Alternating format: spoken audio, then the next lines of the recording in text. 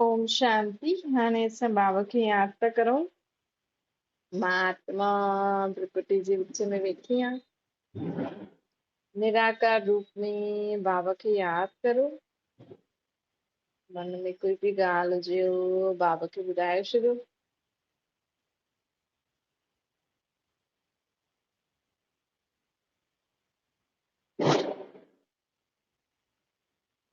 ओम शांति। अॼु मिठा मिठा श्री बाबा ब्रह्मा जे तन वारा चवनि था, मीठे मीठे ॿार। बाबा चवनि था कि हाणे तव्हांखे जीवन में सदा सभु प्रश्ननि सां पार रहणो। असांजे दिमाग़ में ॾाढा सारा प्रश्न हूंदा आहिनि, इहे छो थियो, हाणे छा थींदो, कॾहिं थींदो, मूंसां ईअं छो थियो, फलाणे मूंसां ईअं छो कयईं। कई प्रकार जा प्रश्न सॼे ॾींहं में असांजे मन में उत्पन्न थींदा रहंदा आहिनि। प्रश्न उत्पन्न थींदा रहंदा आहिनि, जंहिंजे कारण माण्हू ॾाढा दुखी परेशान थी वेंदा आहिनि। आत्मायूं पंहिंजे जीवन में ख़ुशी जे समय में बि ख़ुशि न रही सघियूं। छो जी प्रश्न ॾाढा हूंदा आहिनि मन में। भई चलो जेकी ॻाल्हि थी वई, या जॾहिं जो परिणाम थियणो हूंदो कल्ह थियणो हूंदो, पर हीअं महीनो पोइ 2 महीना साल, उनजे कारण असां अॼु छो पंहिंजो गवायूं। परमात्मा असांखे चईंदा आहिनि कि भई जेको बि थियणो हो त थींदो अॻियां हली करे। लेकिन असांखे परमात्मा चवनि था जेको हाणे अगरि असांजे जीवन में जो ख़ुशी आहे, हाणे असांजे जीवन में जो संबंधी आहे, जो प्राप्ति आहे, भई जेको न आहे उहो त न आहे। असां अगरि पंहिंजो जेको बीती वियो, अॼु माण्हू छा था करनि, पंहिंजे अॼु जो जीवन कीअं था जीअनि, बीती ॻाल्हियुनि खे सोचे भई मूंसां हीअं छो थियो, ऐं ॿियो अॻियां जी ॻाल्हियूं सोचता, मूंसां ईअं वापसि कॾहिं ईअं मुंहिंजो सुठो थींदो, इहो कमु कॾहिं मुंहिंजो थी वेंदो।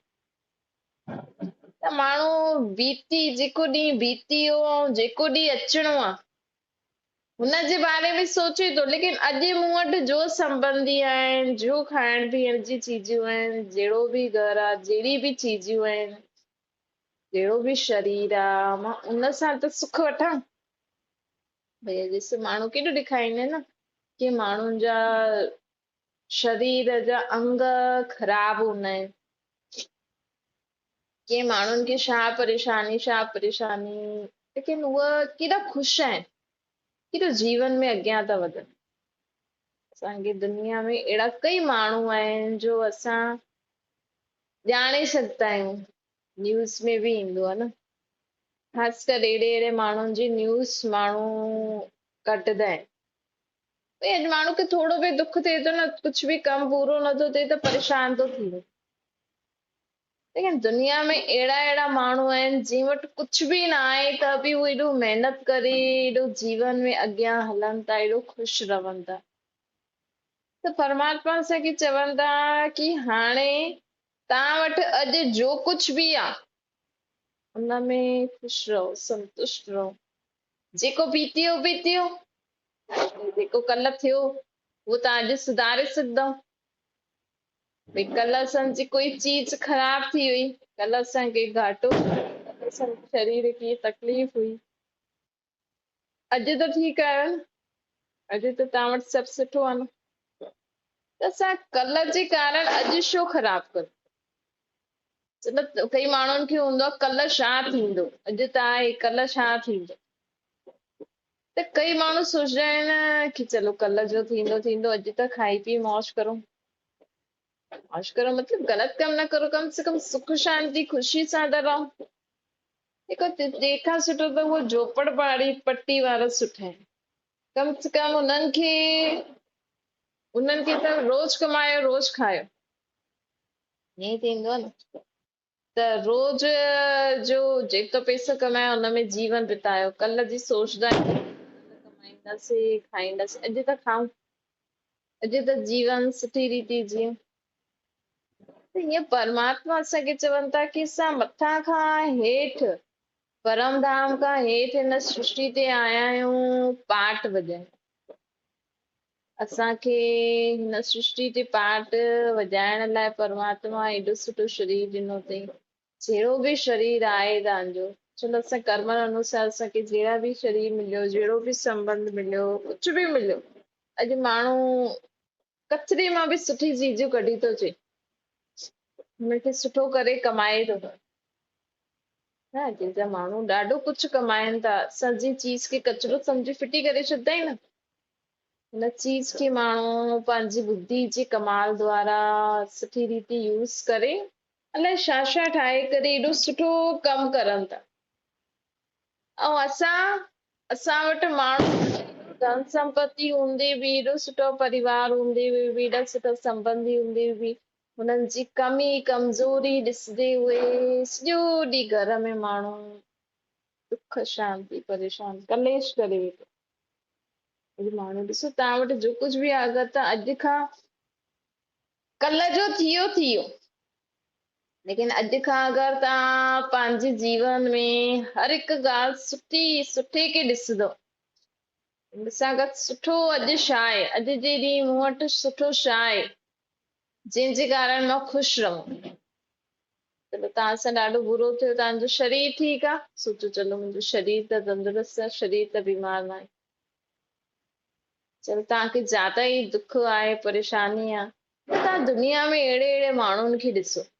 अॼु ॾिसो काथे काथे प्रकृति नुक़सान थी करे छॾे, काथे माण्हू लड़नि था, बॉम्ब शादी सां मिसाइल शादी था, घरनि जा घर ई ख़तम था थी वञनि।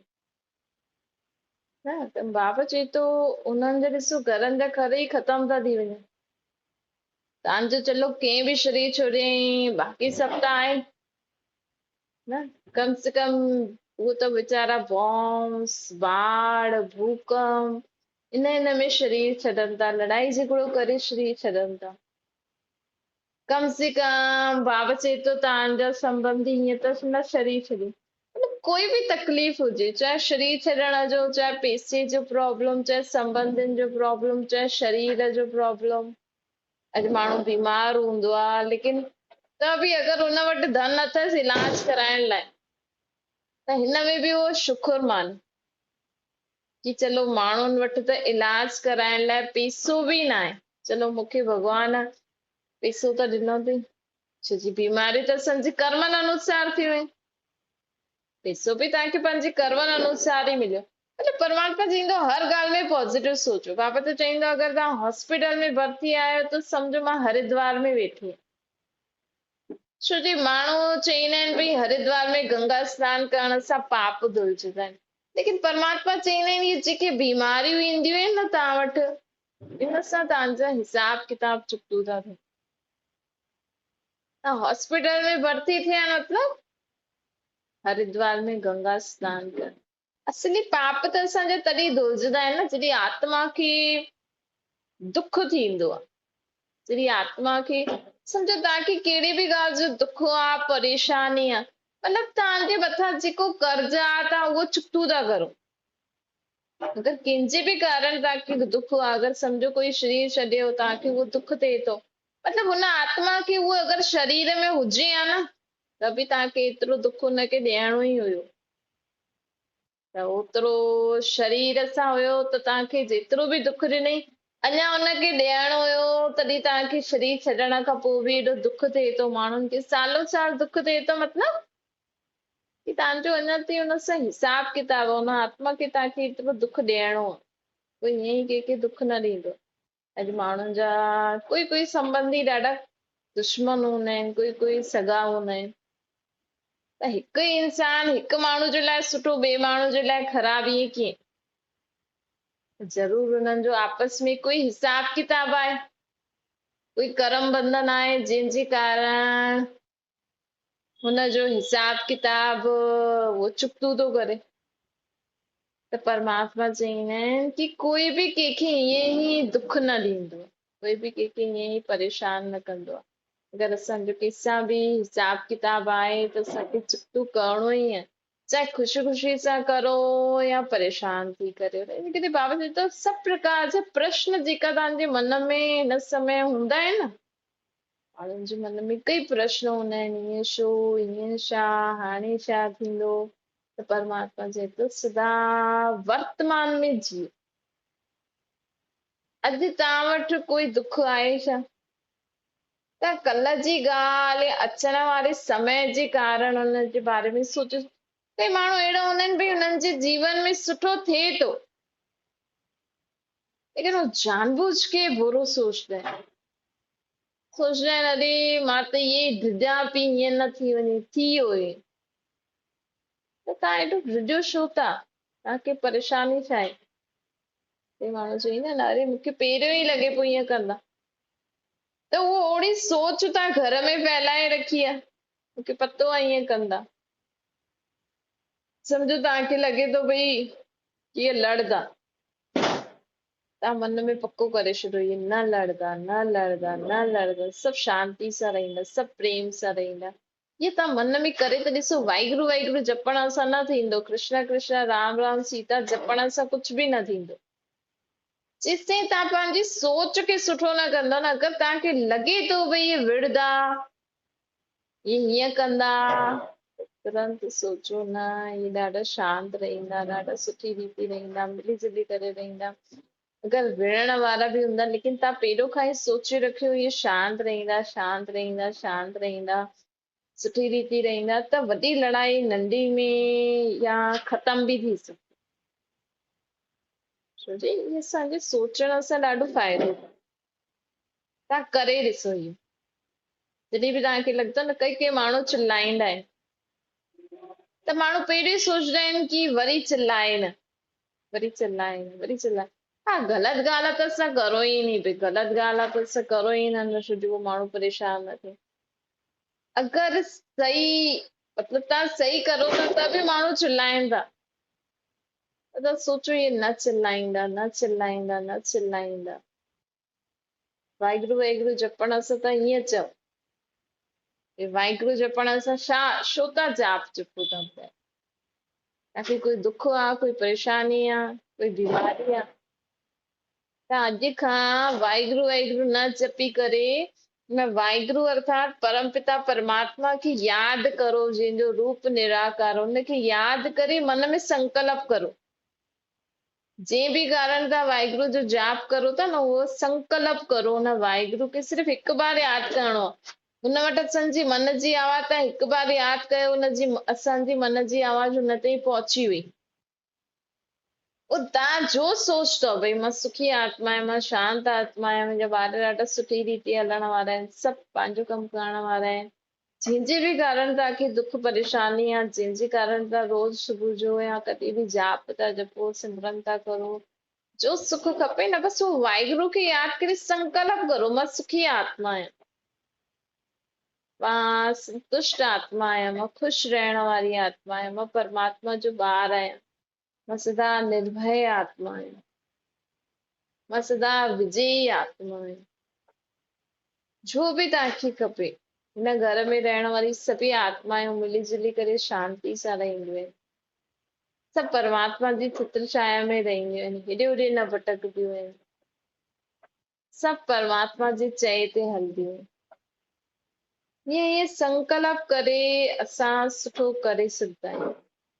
छोजी बाबा चए थो ॾिसो, वाहिगुरु वाहिगुरु माण्हू जपे थो त माण्हू सोचतो आहे भई वाहिगुरु ई ॼाणे, लेकिन वाहिगुरु ख़ुदि त न ईंदा तव्हांजे शरीर में अची करे तव्हां खां कमु कराईंदा, लेकिन वाहिगुरु हुन कम जे लाइ छा सम्झ ॾिए थो, ईअं त करिणो पवंदो न।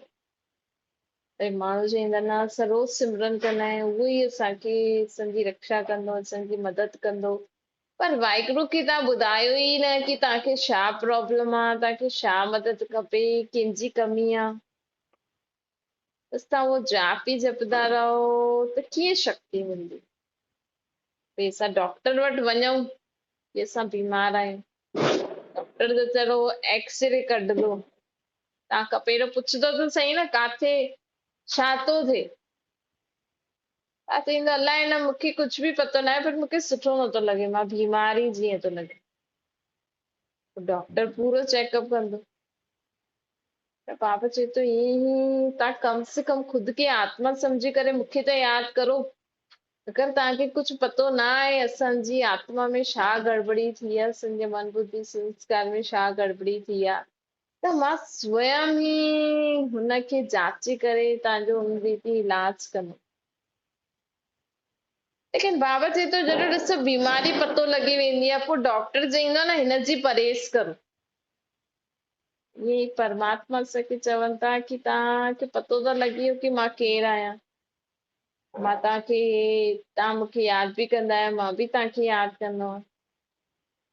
पर बाबा चवनि था हाणे तव्हां अगरि सिर्फ़ु मुंहिंजो नाम ई जपता रहंदव मां तव्हांखे ठीकु कंदो वञो। सम्झो तव्हांजे जीवन में दुख परेशानी आहे तव्हांजे ॿारनि जो कारण आहे, तव्हांजो ज्यादा समय फोन ते ॻाल्हाए, ज्यादा समय इहे सभु करण से ॿारनि खे परेशानी थी थिए त उहो बि फोन ते वेही था रहो।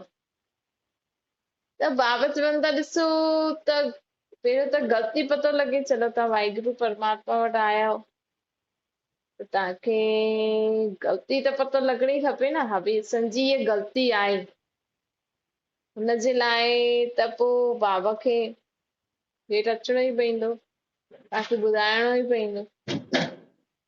इन करे बाबा चए थो सिर्फ़ु हीअ दियो रखण सां, नाम जपण सां कुझु बि न थींदो, या आरतियूं करण सां कुझु बि न थींदो। पहिरियों शांति सां वेही करे एकांत में वेही करे जाचो भई मूंखे हीअ दुख परेशानी छो आयो आहे, हुनजो कारण छा आहे। हुन रीति परमात्मा खे यादि करे पंहिंजी दुख परेशानी जो सल्यूशन कढो। न वाहिगुरु खे यादि करो भई मां वाहिगुरु तव्हांखे यादि थी करां ताकी मुंहिंजो इहो दुख दूर थी वञे, ताकी मूं में इहा शक्ति अचे, ताकी मूं में इहा सम्झ अचे, ताकी मां इहे कम न करां।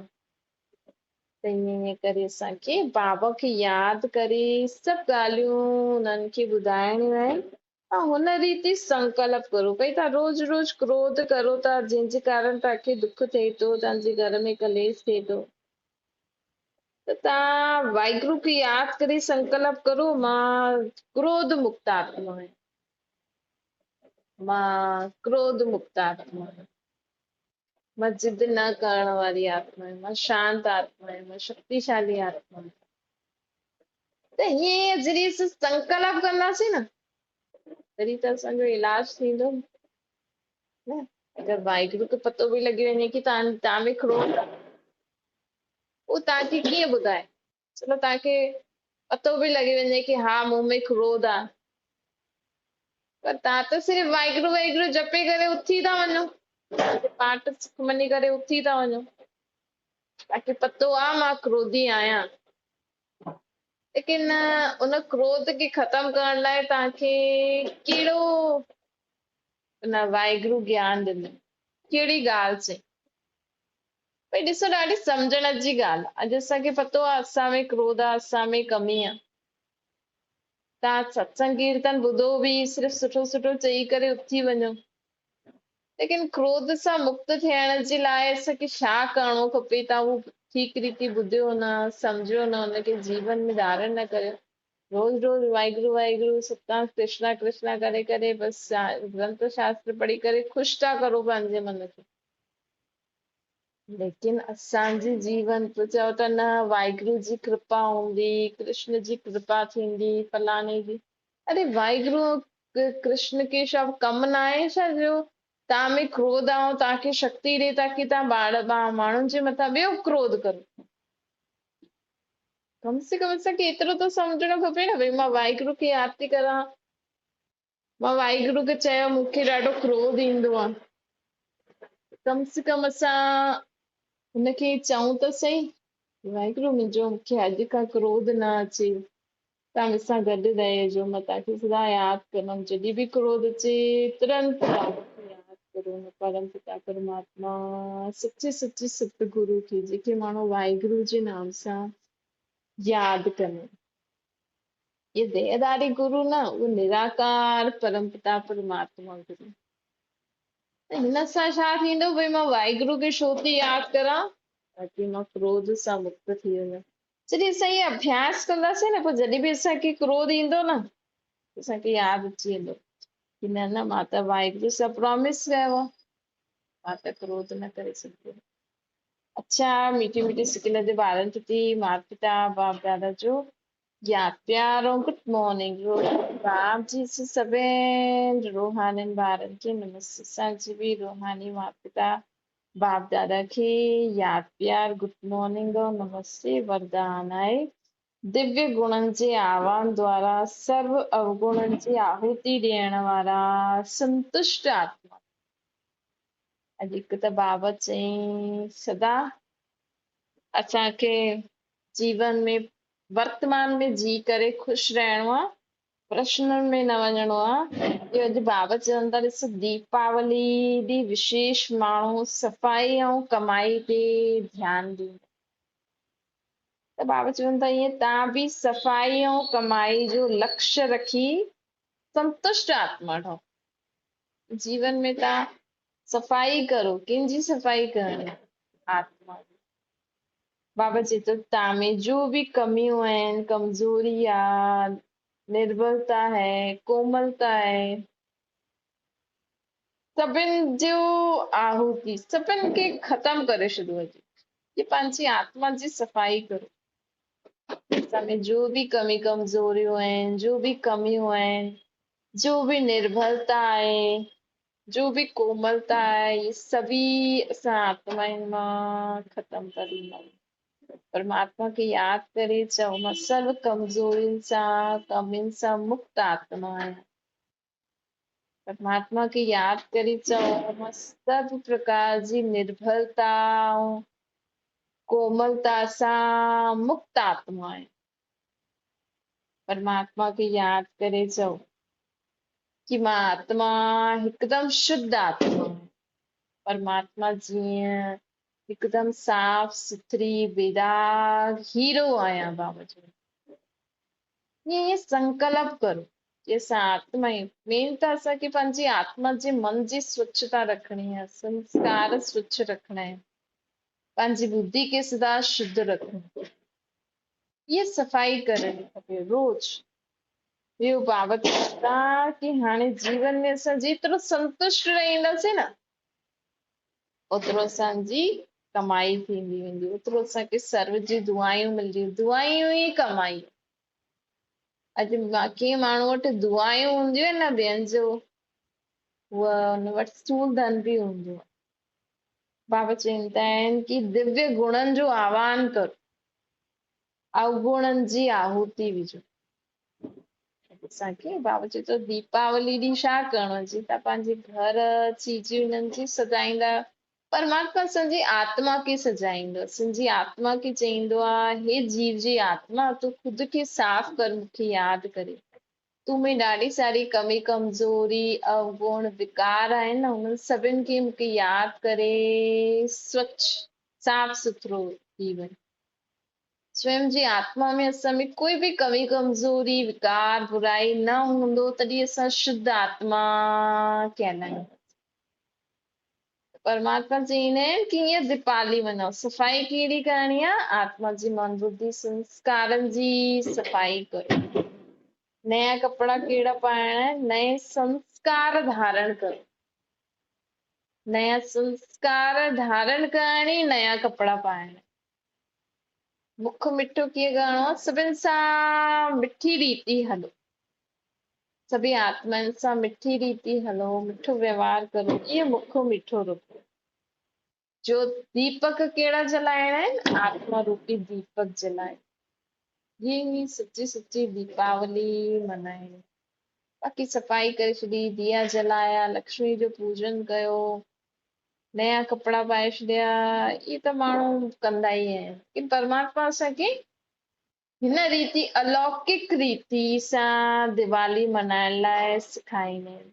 असांखे नयो शरीर, नया कपिड़ा, नई दुनिया, वैभव त असांखे सतयुग में इलाही मिली वेंदा।